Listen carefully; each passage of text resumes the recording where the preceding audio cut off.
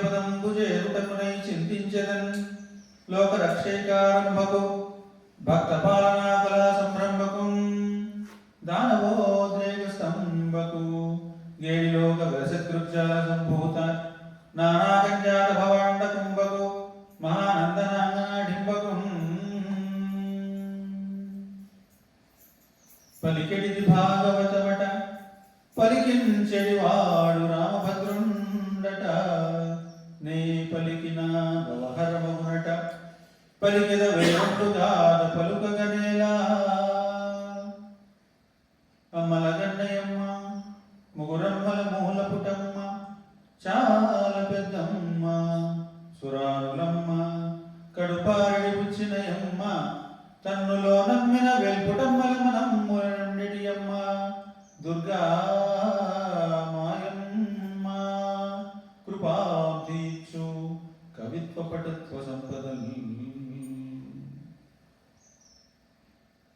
ఆదో దేవకి దేవి గర్భజననం గోపీగృహే వర్ధనం మాయాపూతన జీవితాపహరణం గోవర్ధనోద్ధారణం కంసచ్ఛేదన కౌరవాదిహరణం కుంతీసుతాపాలనం ఏతద్భాగవతం పురాణకథితం శ్రీకృష్ణలీలామృతం. ఓం సదాశివసమారంభాం శంకరాచార్యమధ్యమాం అస్మదాచార్యపర్యంతాం వందే గురుపరంపరాం. శృతిస్మృతిపురాణానాం ఆలయం కరుణాలయం నమామి భగవత్పాదం శంకరం లోకశంకరం.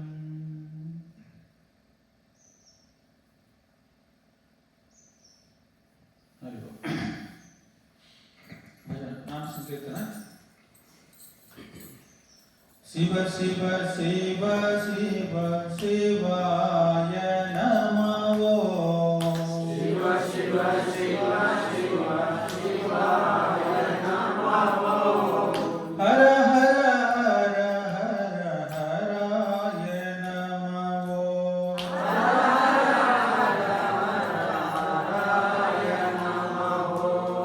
శివ శివ శివ శివ శివాయ నమో.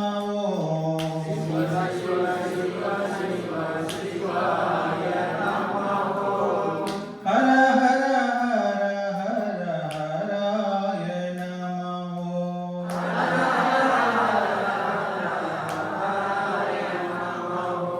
శివాయ నమో. హరాయ నమో. శివాయ నమో. హరాయ నమో. శివాయ నమో.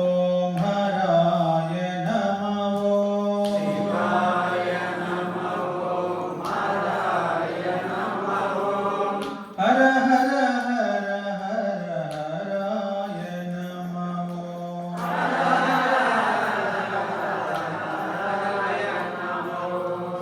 శివ శివ శివ శివ శివాయ నమో. శివ శివ శివ శివ శివాయ నమో. శివాయ నమః ఓం హరాయ నమః ఓం శివాయ నమః ఓం హరాయ నమః ఓం శివాయ నమః ఓం హరాయ నమః ఓం శివాయ నమః ఓం హరాయ నమః ఓం హర హర హర హర హరాయ నమః ఓం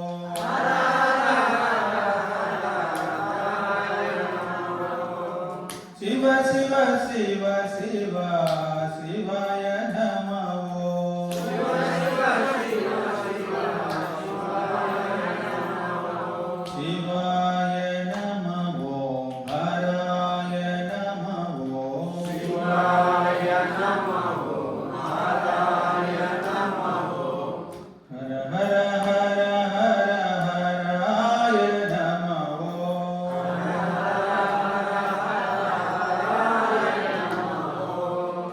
శివాయ నమః ఓం హరాయ నమః ఓం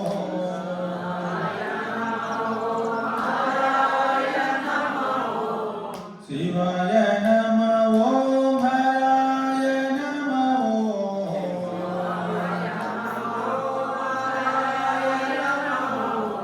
హర హర హర హర హరాయ నమః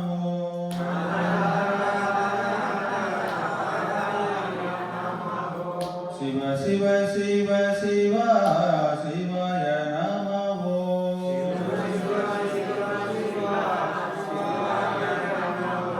శివాయ నమః ఓం హరాయ నమః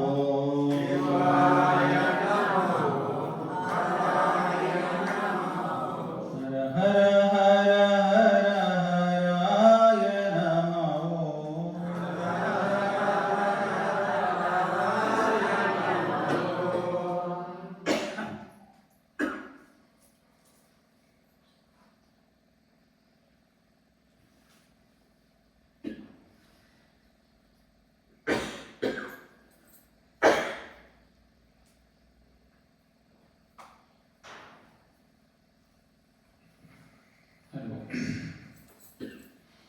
క్షేత్రపాలనైన పరమేశ్వరుడిని వందిస్తూ జగద్గురు శ్రీకృష్ణ పరమాత్మ దివ్య చరణారవిందములకు సాష్టాంగ దండ ప్రణామాలు అర్పించుకుంటూ మీ అందరికీ వందనములు.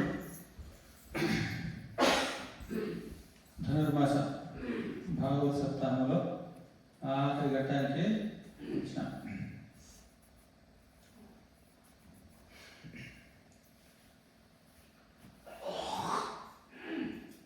ఏ గురువుల దగ్గరికి పోయినా, ఏ డాక్టర్ దగ్గరికి పోయినా అన్ని నియమాలు చెప్తా ఉంటారు. ఇట్లుండాలి, అట్లుండాలి, అట్లుండాలి.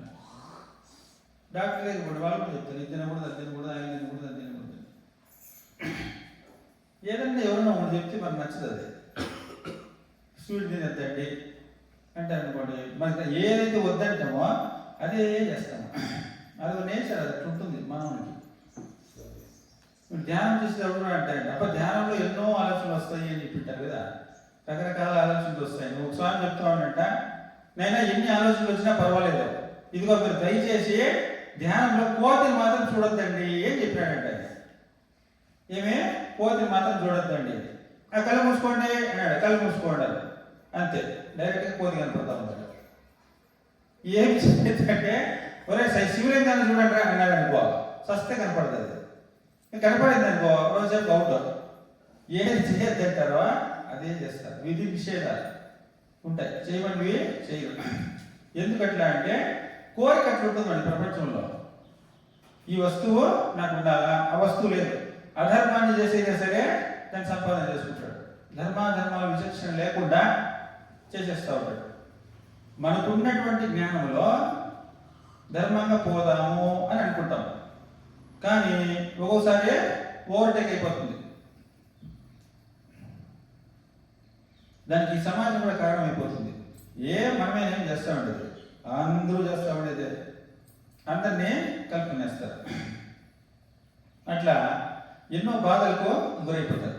మనకు శారీరకంగా బాధలు వచ్చినాయి అంటే మనం అప్పుడు అనుకుంటాం, అయ్యో ఆ ఊరికి పోతే ఆ నీళ్ళు తాగేస్తున్నాపా ఇట్లా అయిపోయాడు. ఆ నీళ్ళు తాగేది ఒక కారణం అంతే. నీకు తలకాయలు రాసి పెట్టింటేనే అది నీకు ఇన్ఫెక్షన్ అవుతుంది, లేకుంటే నువ్వు ఏమన్నా నీళ్ళు తాగు ఏమి కాదు. మన తలరాత రాసింటే అట్లా అని చెప్పి ఏడంటే నీళ్ళు తాగమని చెప్తారా? నీ జాగ్రత్తలు నువ్వు ఉండవు, నువ్వు పాటించేదంతా పాటిస్తూ ఉండవు. దానిపై నీకు వచ్చింది అంటే అది కర్మ ఫలితము కదా. ఎన్ని బాధలు ఉన్నాయి ఒక్కొరికి ఉన్నాయా? ఎన్ని బాధలు తనకు, ఎన్ని లంపటములు, ఎన్ని వేదనలు, మరి ఎన్ని దుఃఖములు, ఎన్ని పరితాపంబులెన్ని తలపోతలు, ఎన్ని చూసినను మరి ఎన్నైనా కలవు, ఏది తుదా దీనికేది మొదలు. దీనికి మొదలు నాది అనేది లేదంట. దుఃఖాలు, శారీరకమైనటువంటి దుఃఖాలు, మానసికమైనటువంటి దుఃఖాలు. చూసేదానికి బాగానే ఉంటారు. ఏం బాగానే అది చూసేదానికి బాగానే ఉంటామంటే కాలు ఎత్తి కాలు పెట్టేదానికి కాదు, విపరీతమైన నొప్పులు, మోకాళ్ళ నొప్పులు ఉంటారు. అవి కనిపిస్తాయా? కనపడవు, వాళ్ళకే తెలుస్తుంది. అట్లా అన్నీ ఉంటాయి, ఆస్తులు ఉంటాయి, అన్నీ ఉంటాయి, కానీ ముఖంలో చిరునవ్వు ఉండదు. ఎన్నో సమస్యలకు పరిష్కారం ఒక చిరునవ్వు కదా. మాట్లాడే పనిలే, ఒక నవ్వుతో ఎన్నో సమస్యలు పరిష్కారం అయిపోతాయి. కానీ అటువంటి నవ్వుకు దూరం అయ్యి ఎంతో మంది బతికేస్తూ ఉంటారు. ఎందుకో లోపల బాధలు. నవ్వేంత అదృష్టం లేదు, అన్ని బాధలు ఎందుకు వస్తాయి?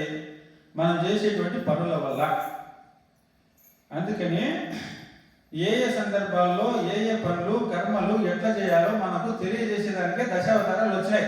అంతేగాని నా వైభవం చూడండి, నా మహత్వం చూడండి, నా శక్తి చూడండి, భగవంతుడు ఏమో మీకు తెలుస్తుంది అని కాదు వచ్చిండేది.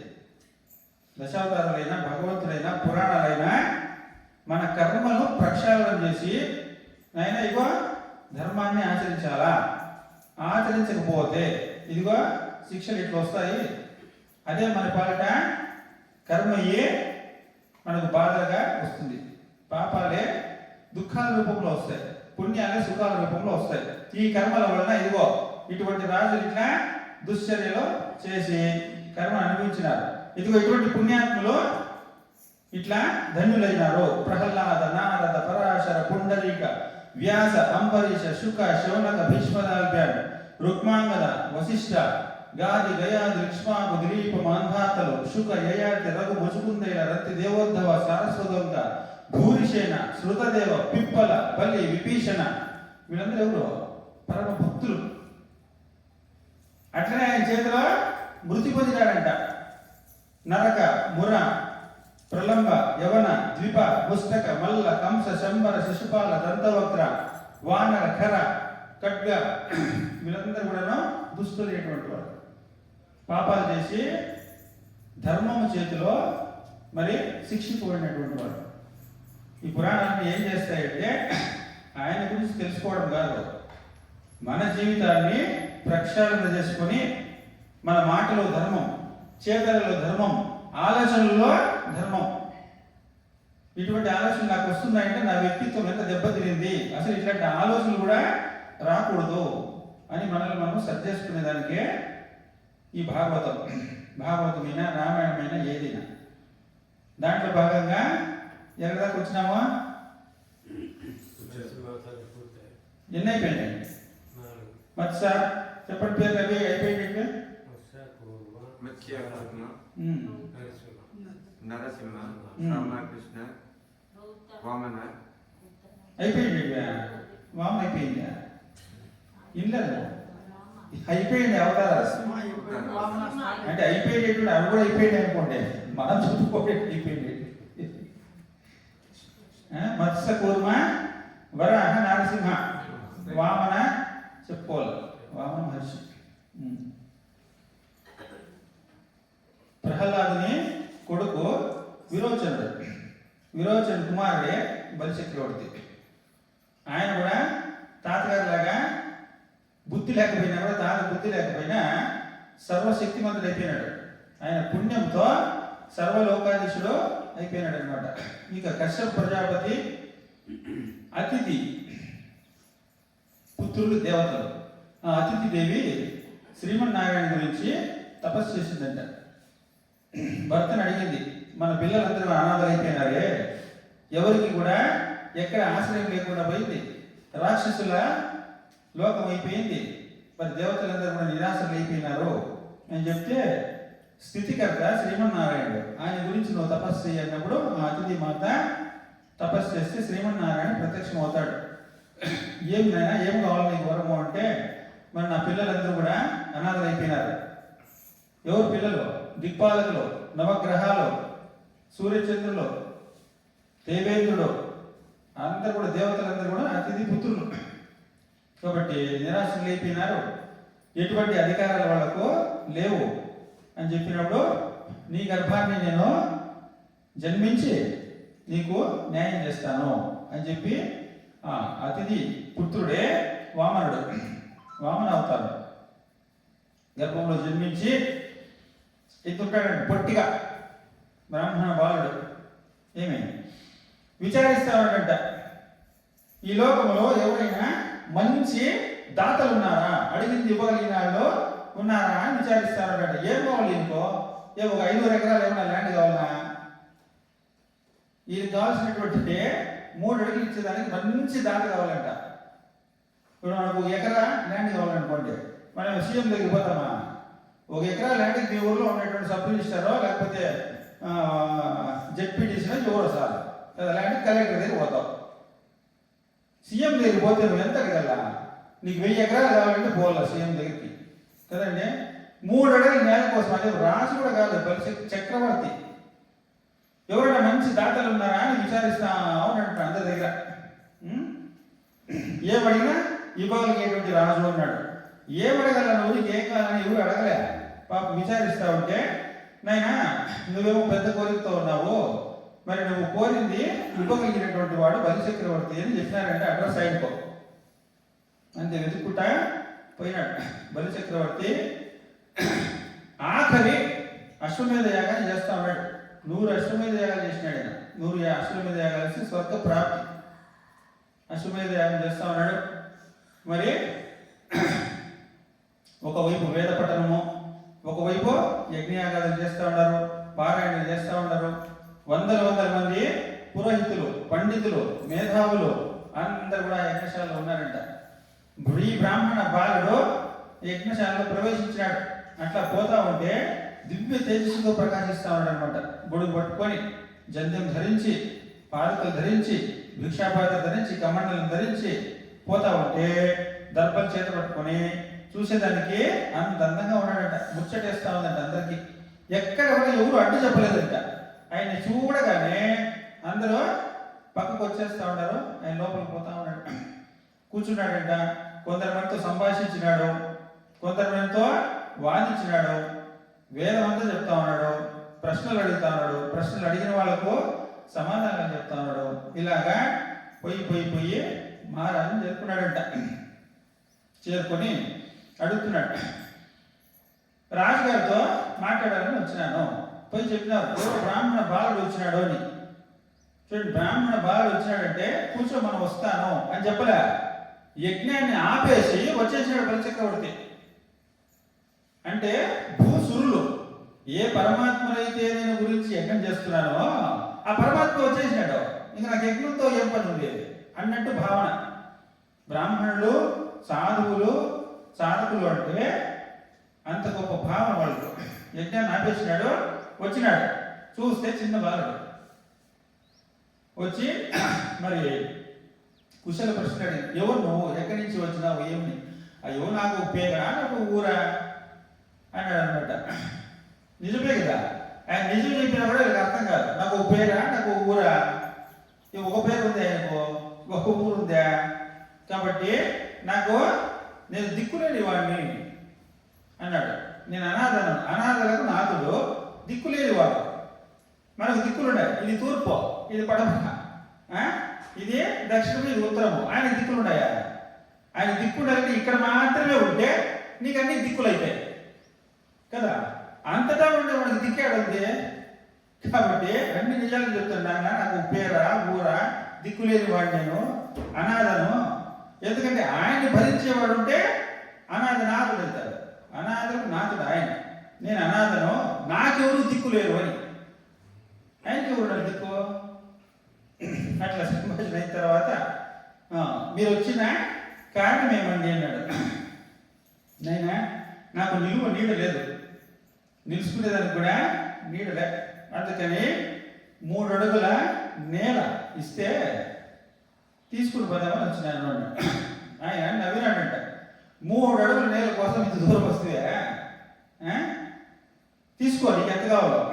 ఓ 10 ఎకరాలు ఇస్తున్నా, ఇల్లు కట్టుకో, వ్యవసాయం చేసుకో, నువ్వేం చేసుకుంటావో చేసుకో. 3 అడుగులు తీసుకుని ఏం చేస్తావు అన్నాడంట. అయ్యో అంత తీసుకుని ఏం చేస్తావు, నేను బ్రహ్మచారిని, నాకేం పెళ్లి ఆపాట, 3 అడుగులే చాలు అన్నాడు. ఆయన అంటాడు 3 అడుగులు తీసుకుని ఏం చేస్తావు అని అంట. 3 అడుగులు తీసుకుని ఏం చేస్తావు అంటే, చూడప్ప మహారాజా, నాకు ఎవరు లేరు, దిక్కు లేరు. ఏమన్నా వర్షం వస్తా ఉంది అనుకో, ఎవరింటి ముందరన్నా పోయి నిలుచుకుంటాడట. వాన వస్తా ఉంది నిలుచుకుంటే పో మీరు ఉండదు అంటారంట. ఇలా ఉండద్దు, పద అంటారంట ఎక్కడ పోయినా కూడా. అందుకని నువ్వు 3 అడుగులు ఇచ్చినావంటో, 2 అడుగుల్లో నేను నిలుచుకుంటాను. ఇంతవరకు నిలువు నీడే లేదు కదా, అందుకని నిలుచుకునే దానికి నాకు 2 అడుగులు ఉంటాయి. ఎవడైనా కాళ్ళు నొప్పిస్తాడు మార్చుకునేదానికి ఇంకొక అడుగు ఎక్స్ట్రా అడుగుతాడు. అయినా ఈ 3 అడుగులు ఏమిటంట, నిలుచుకుంటే పో అంటారంట. నువ్వు ఇచ్చినావు అనుకో, ఎవరు అనరు, మహారాజు ఇచ్చిండే స్థలం ఇది అని.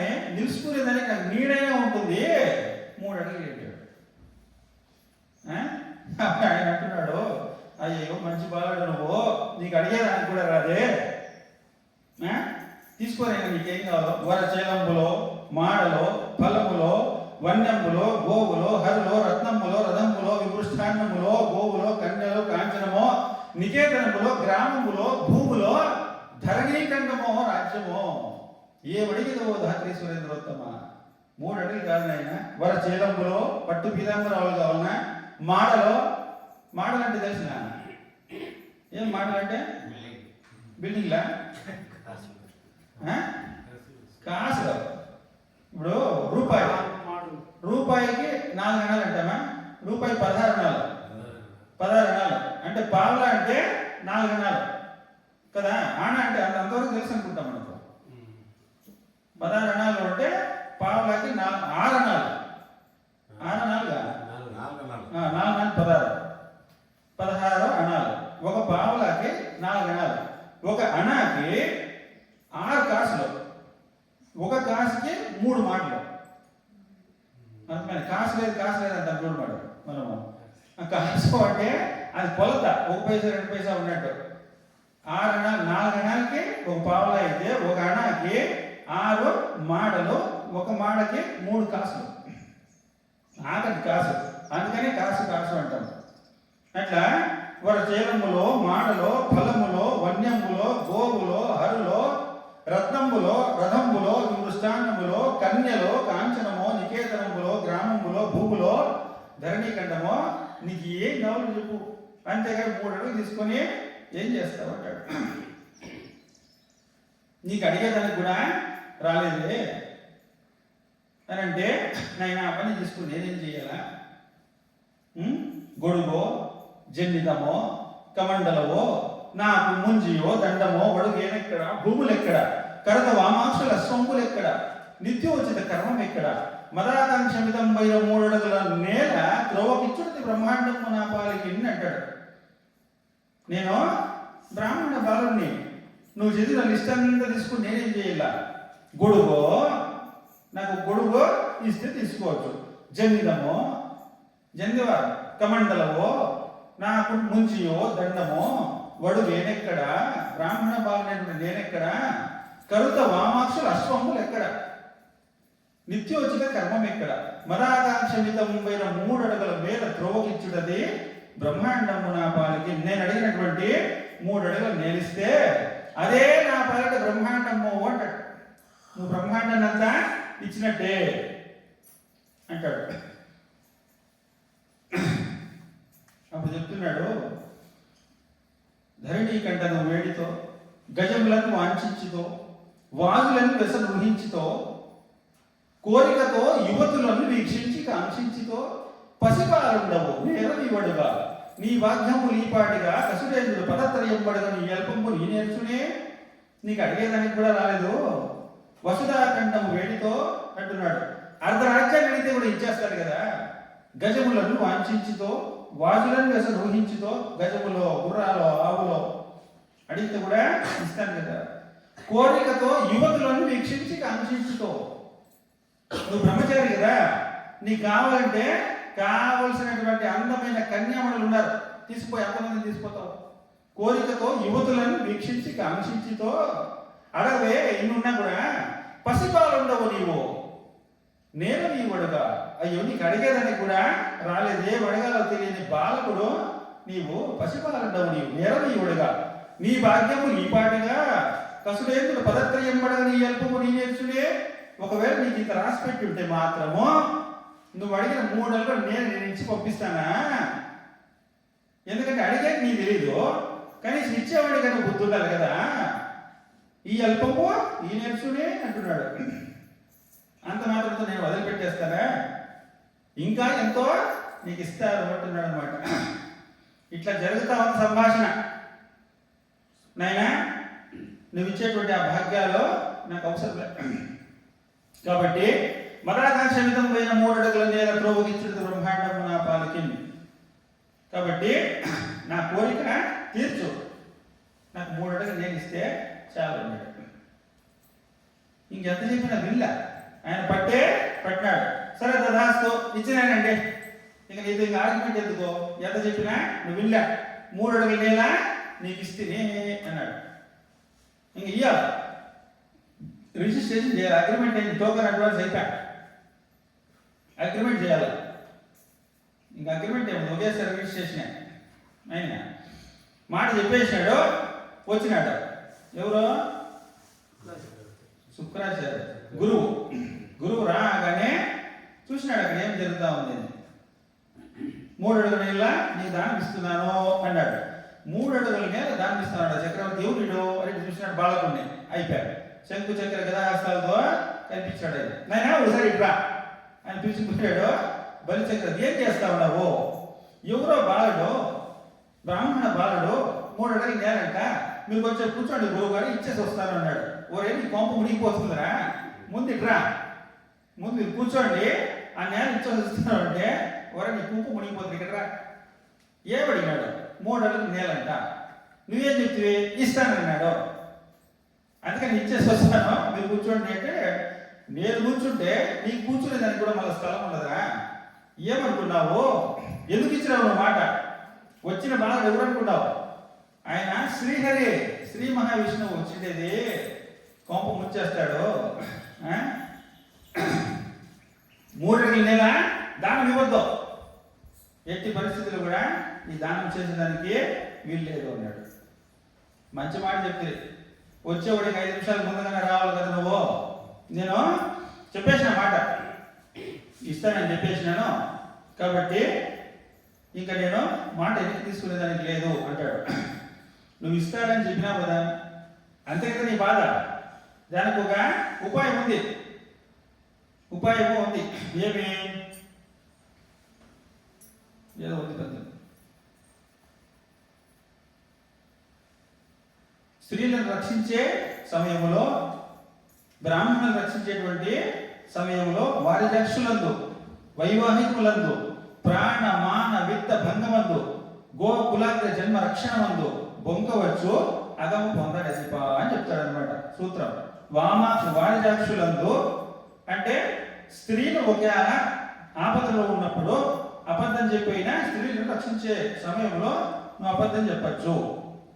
తర్వాత వారి సాక్షులందు, వైవాహికములందు అంటే వివాహ సమయాల్లో అబద్ధం చెప్పిన ఒక జంటను కలపచ్చు అని చెప్తున్నాడు. బాగా వినండి, శుక్రనీతది. మనం ఏం చెప్తాము? అయ్యా చెప్పిందిదా 1000 అబద్ధాలైనా కూడా ఆడి పెళ్లి చేయొచ్చు అని అంటాము. ఎవరు చెప్పినారు నీకు అట్లా అని? చెప్పింది శుక్రాచార్యుడు రాక్షసులకో, అంతేగాని నీకు కాదు చెప్పింది. మానవులకు వేరే నీతి ఉంటుంది, దేవతలకు వేరే నీతి ఉంటుంది, రాక్షసులకు వేరే ఉంటుంది. రాక్షసులకు చెప్పిన నీతి అది. అంతేనా? నిజాలు చెప్తేనే కళ్యాణ మండపాల్లో, పెళ్లిళ్ళు, కోరట్లో కాపురాలు.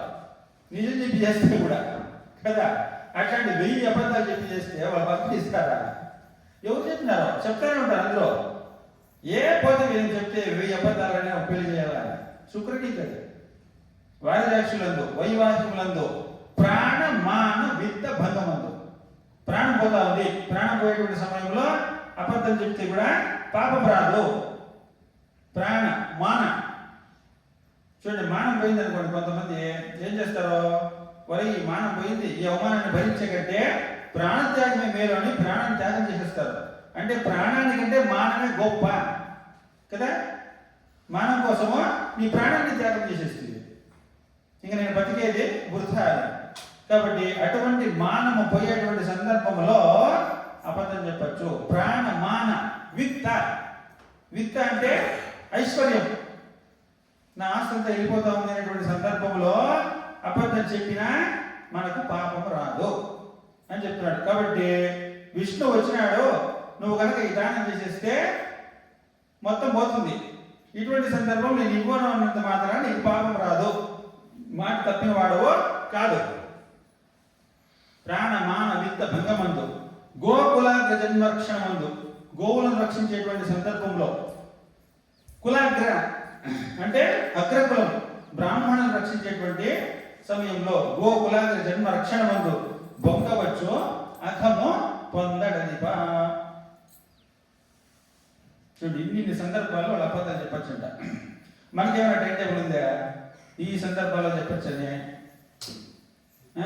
ఇప్పుడు వాళ్ళ మేలా మనం మేలా? మనమే మేలా? చూసుకోండి, వాళ్ళకి ఒక 5-6 ఇన్సిడెంట్లు ఉన్నాయంటే అబద్ధాలు చెప్పచ్చు. మనం పొద్దు నుంచి రాత్రి దాకా అబద్ధాలు చెప్పే పని. ఏమరా ఏడున్నావో?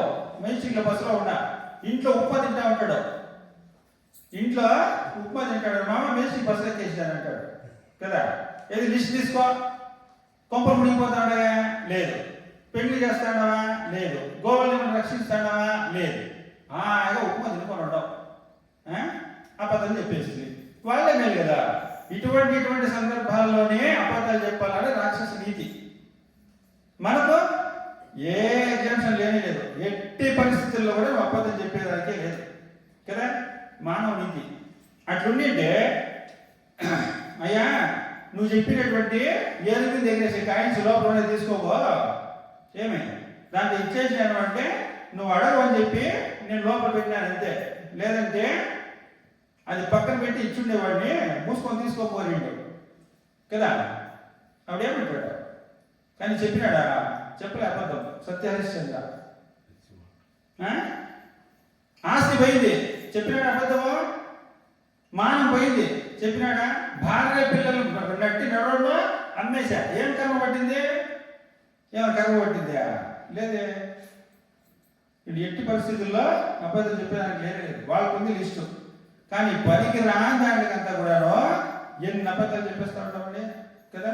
అందుకని ప్రహ్లాద చరిత్రలో చెప్పింది, లీలలందునూ పొంకులు లేనివాడు.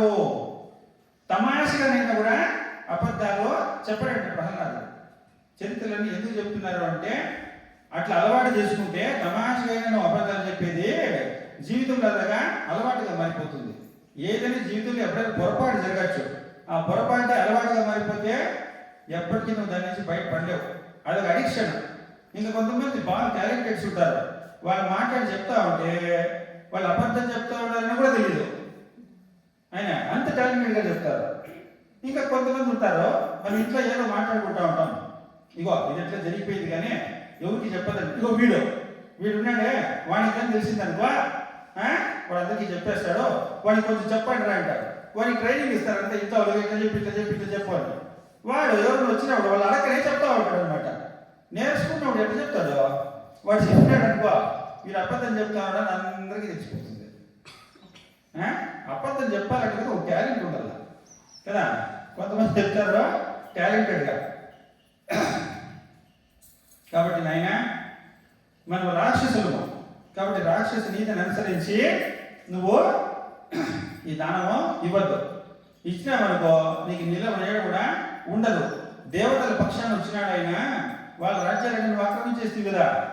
కాబట్టి తిరిగి నీ దగ్గర తీసుకొని ఇచ్చేస్తాడు వాళ్ళకి, నువ్వు వాళ్ళకి ఇవ్వద్దు అంటున్నాడు. ఇంకా బలిచక్రవర్తి చూడండి ఇంకేముంది ఆప్షన్, గురువు చెప్పేసినాడు, గురువు మాట మీరే దానికి లేదు. ఆయన అంటున్నాడు, ఆయన కారే రాజులు. ఇప్పుడు ఏం చెప్తున్నాడు, పోతుంది ఐశ్వర్యం అంతా, ఇక నీ ప్రాణం కూడా నిలవదు అంటున్నాడు.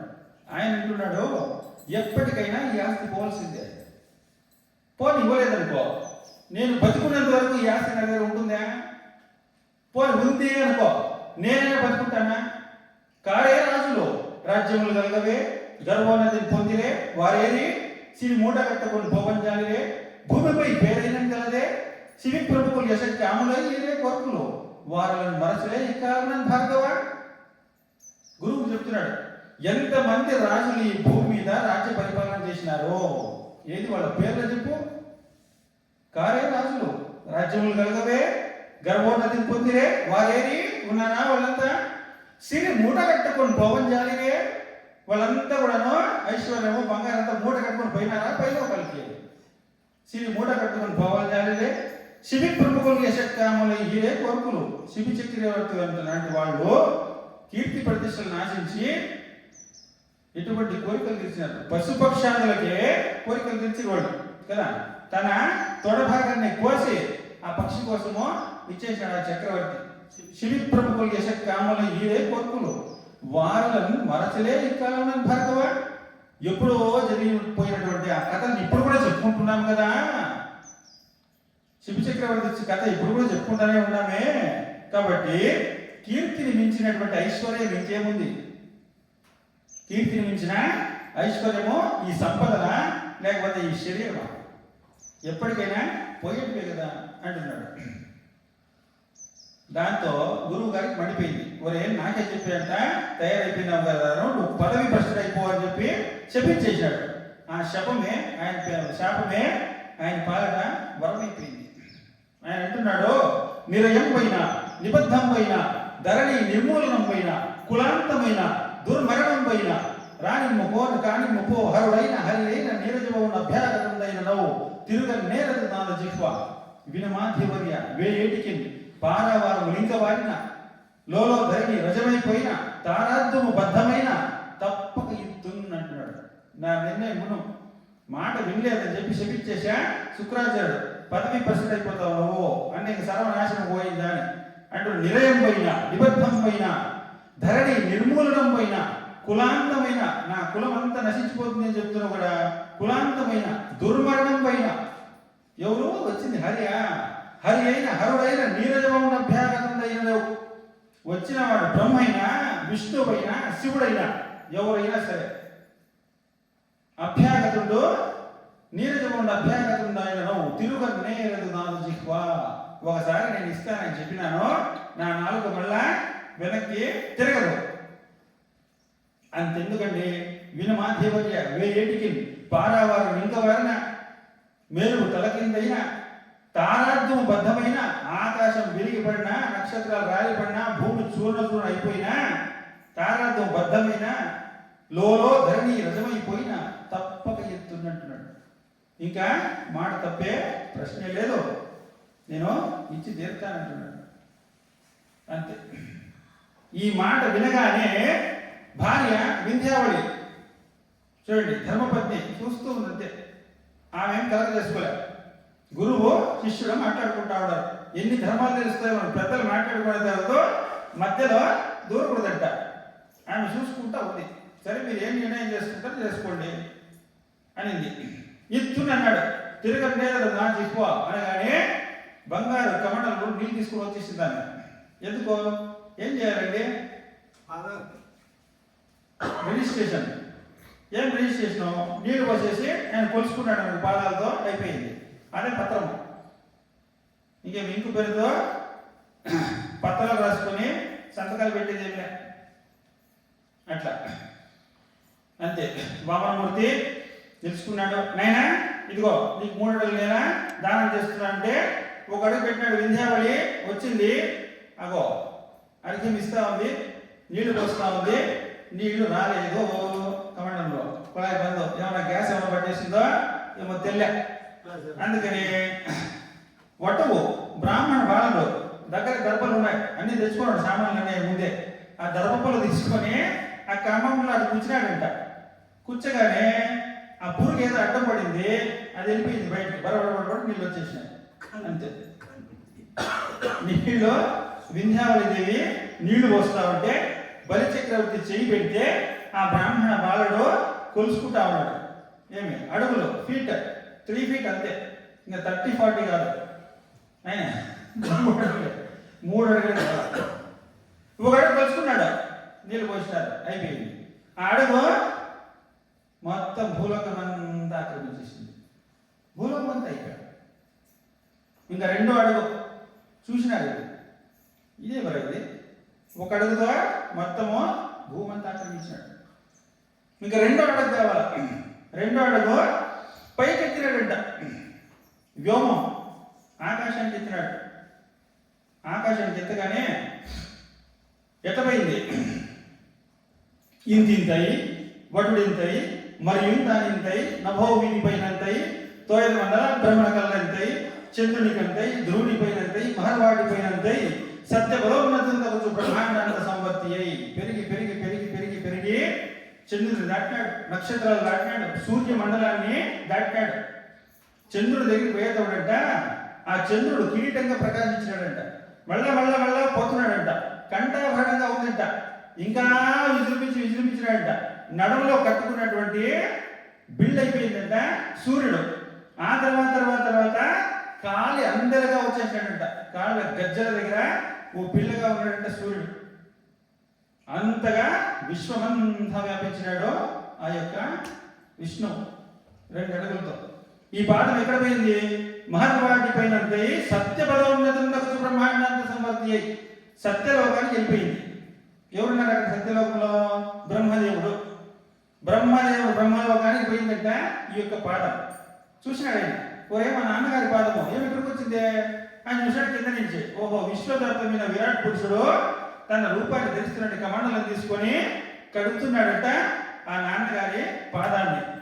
దాన్ని అన్నమాచార్య చెప్తున్నాడు కదా, బ్రహ్మ కడిగిన పాదము. ఎక్కడి నుంచి వచ్చింది ఈ పాట? బ్రహ్మలోకానికి పోయినప్పుడు ఆ యొక్క త్రివిక్రముడు బ్రహ్మలోకానికి చేసిన నాన్నగారి పాదం అని చెప్పి ఆ బ్రహ్మగారు కడుగుతున్నారంట. బ్రహ్మ కడిగిన పాదము బ్రహ్మమోతానడి పాదము బ్రహ్మ కడిగిన పాదము తలక గగనము తన్నిన పాదము తలక గగనము తన్నిన పాదము బలితల మోపిన పాదము తలక గగనము తన్నిన పాదము బలరిపుగాచిన పాదము బ్రహ్మ కడిగిన పాదము కామిని పాపము కడిగిన పాదము కామిని పాపము కడిగిన పాదము పముదల నీడిన పాదము. అర్థమవుతుందా? కామిని పాపము కడిగిన పాదము. అహల్యోద్ధారణ, అహల్యాదేవి కదా, ఆయన పాపాన్ని కడిగేశాడంట. కామిని పాపము కడిగిన పాదము పముదల నీడిన పాదము. పాముదలకాయ మీద పెట్టాడంట. విన్నాం కదా, వినలే? కాళీయుడు, కాళీయమర్దనం. ప్రేమతో శ్రీ సతీ పిసికిడి పాదము పామిడి తురగపు పాదము బ్రహ్మ కడిగిన పాదము బ్రహ్మము తానెడి పాదము బ్రహ్మ కడిగిన పాదము. ఎన్ని అడుగులేనండి? 2 అడుగులే కన్ఫర్మ్. ఇంకెన్ని ఉన్నాయి? ఇంకొకటే ఉంటుంది. ఏం సార్ అంత చిన్న లెక్క మాకేం రాదేమే. ఎన్ని అడుగులు కొలుస్తా అంటే మేము బెంగళూరులో ఎకరాలు కొలిసి పారేసినాము. 2 అడుగులు అయింది, 1 అడుగు ఉంది. చూసాడంటే కిందికి ఇట్లా విష్ణువు చూసినాడు. ఇట్లా బలి చక్రవర్తి తలకాయ చూసుకున్నాడు. ఇట్లా ఆయన ఎందుకు చూసినాడో ఈయన ఎందుకు తలతో వేయించుకున్నాడో మనకు అర్థం కాలే. మీరు చెప్పండి. విష్ణు కిందకి చూసినాడంటే బలిచక్రవర్తి ఇట్లా చూసి తలకాయ కిందకి వచ్చుకుంటాడంట. అదే ఉండేది తలే స్వామి ఆడబెట్టింది ఒక కాలం ఏడబెట్టింది ముక్కాలని దాని నుంచి ఒరే ఇంత పెద్ద లిస్టు చదువుతుంది కదరా. వారి చేలంబులో మాడలో వన్యంబులో ఫలములో గోవులో హరలో కాంచనమో నికేతంబులో గ్రామంబులో భూములో ధరణీకరణమో ఏ కాలం నీ ఇస్తూ కదరా. నీ ఆస్తి చేసిన 2 అడుగులు జాలే 3 అడుగుకి జాగానే లేదు కదా. ఇంత పెద్ద లిస్టు చదువుతుంది అని చూపుతో ఇట్లా చూసినాడంట. ఆయన తలకాయ ఉంచుకున్నాడంట సిగ్గుపడి. నిజమే కదా. ఇంత పెద్ద లిస్టు చదివితే నీ ఆస్తి అంతా అయినా నా 2 అడుగులు జాలే. ఓ చదివేస్తుంది మేడం, అవి ఇచ్చేస్తాను ఇవి ఇచ్చేస్తాడు. ఏది నేను అడిగింది చాలు అంటున్నాడు. 3వ అడుగు ఏది 3వ అడుగు అన్నాడు. తలకాయ మీద పెట్టు అన్నాడు. కాదండి ఆయన ఏది ఆస్తి అంతా పోగొట్టుకోలేదు కదా. ఏం చెప్తాడు, నన్ను ఎత్తి పెట్టా అని చెప్పాడు. పెట్టే చెప్పినది పదం పెట్టేవాడు పెట్టేవాడు కదా. ఆయన బాధ ఆయన ఉన్నాడు. నెత్తిని పెట్టాడు. నెత్తిని పెట్టేదా పెట్టి తొక్కేసాడు. నెత్తినే పెట్టాడంటే 3వ అడుగు అయిపోయింది దానం. ఇదంతా చూసింది ఆయన రత్నమాల కూతురు. మొన్న చూసుకున్నాం కదా. మొదటి యజ్ఞశాలలో తిరిగేటప్పుడు ఆ అందాల బాలుని చూసింది బలిచక్రవర్తి కూతురు. అయ్యో ఎంత అందంగా ఉన్నాడు ఈ బాలుడు, ఇతడే కనుక నా పుత్రుడు అయిందంటే నేను స్తన్యం ఇచ్చింది కదా, పాలిచ్చింది కదా అనుకున్నట్ట. ఈ త్రివిక్రమ అవతారం ధరించి మొత్తం ఆస్తి పోతేనే ఈ ధూర్తుడిని నేను సంహరించిన కారణంగా అనుకోందంట. అందుకే ఆ రత్నమాలయే పూతనకు పుడుతుంది. పూతనకు పుట్టి ఆ పాలిచ్చి ఆమె పునీత అయిపోతుంది కదా. కృష్ణ స్పర్శతో పూతన పునీత అయింది, పవిత్రమైపోయింది అన్నమాట. ఇక అక్కడికి ప్రహ్లాదులు ఇతర దేవతలు అందరూ కూడా వచ్చేస్తారు. ఇక్కడ కొన్ని ప్రశ్నలు ఉన్నాయి. ఆయన వరాలు ఇస్తాడు బలిచక్రవర్తి. నాయన మొత్తం అందరూ కూడా ఆస్తితో పోయేశాడు. దేవేంద్ర పదవి కావాలన్నావు నువ్వు కదా. ఇప్పుడు దేవేంద్ర ఆల్రెడీ ఉన్నాడు.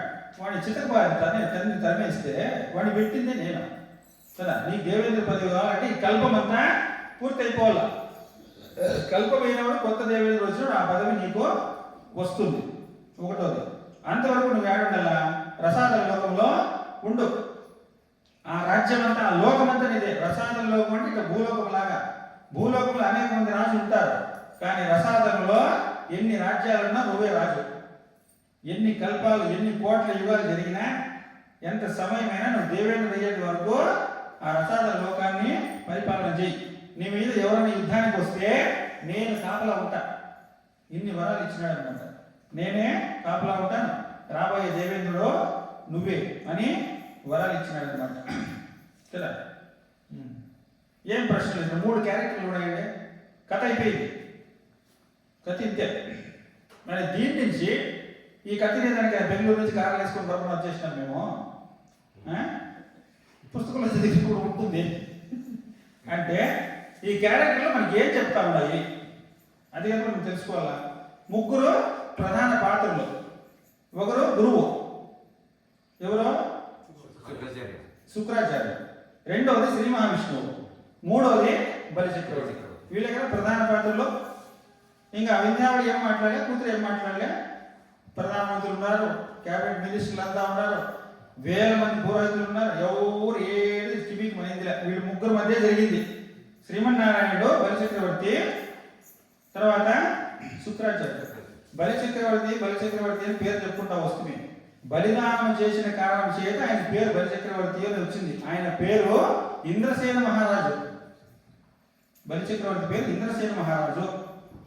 సమస్తాన్ని బలిదానం చేసిన కారణం చేత ఆయన బలిచక్రవర్తి అన్నారన్నమాట. శుక్రాచార్యుడు, బలిచక్రవర్తి, శ్రీ మహావిష్ణువు కదా. శ్రీమన్నారాయణుడు 3 అడుగులు నేల తీసుకునేదానికి వచ్చి సమస్తాన్ని ఆక్రమించేశాడు. ఇది న్యాయమా? ఇది ధర్మమా? ఒకవేళ నీకు బలిచక్రవర్తి ఆస్తి కావాలంటే యుద్ధం చేయాలి. అర్థమైంది? యుద్ధం చేసి యుద్ధంలో బలిచక్రవర్తిని ఓడిస్తే ఆ సమస్త రాజ్యం నీదైపోతుంది. నువ్వన్న పెట్టుకో, నీ బంధువుల కన్నా ఇచ్చుకో, నీ యొక్క దేవతల కన్నా ఇచ్చుకో. అది ధర్మం. అవునా? అంతే కదా. ఏ రాజ్యమైనా నీకు కావాలంటే యుద్ధం చేయి. యుద్ధం చేస్తే ఆ రాజ్యమో నీదైపోతుంది, రాజు ఓడిపోయినాడంటే. అటువంటి ధర్మాన్ని వదిలేసి నువ్వు 3 అడుగుల నేలకొచ్చి సమస్తాన్ని ఆక్రమిస్తే ఇది నీకు న్యాయమా, ధర్మమా? ఏమంటే నిజం చెప్పినాడు కదండి, వచ్చింది శ్రీ మహావిష్ణువే అని ఇచ్చినాడు కదా అంటే వాళ్ళ ధర్మాన్ని వాళ్ళు పాటించినారని వాళ్ళ గురించి అడగలేదు. ముందు నీ గురించి నువ్వు చెప్పు. ఇచ్చేది వాళ్ళ ధర్మం, వాళ్ళు చేసినారయ్యా, పోయేది నీ ధర్మమా? సరే, ఇది ప్రశ్న. 2 శుక్రాచార్యుడు నీతిని చెప్పా, ధర్మాన్ని చెప్పా, నైనా ఆస్తి అంతా పోతుందా అని చెప్పా కదా. ఈయనేం చేశాడో, బలిచక్రవర్తి తన మాట వినలేదని పురుగుగా దూరి కమండలో దూరేశాడు కదా.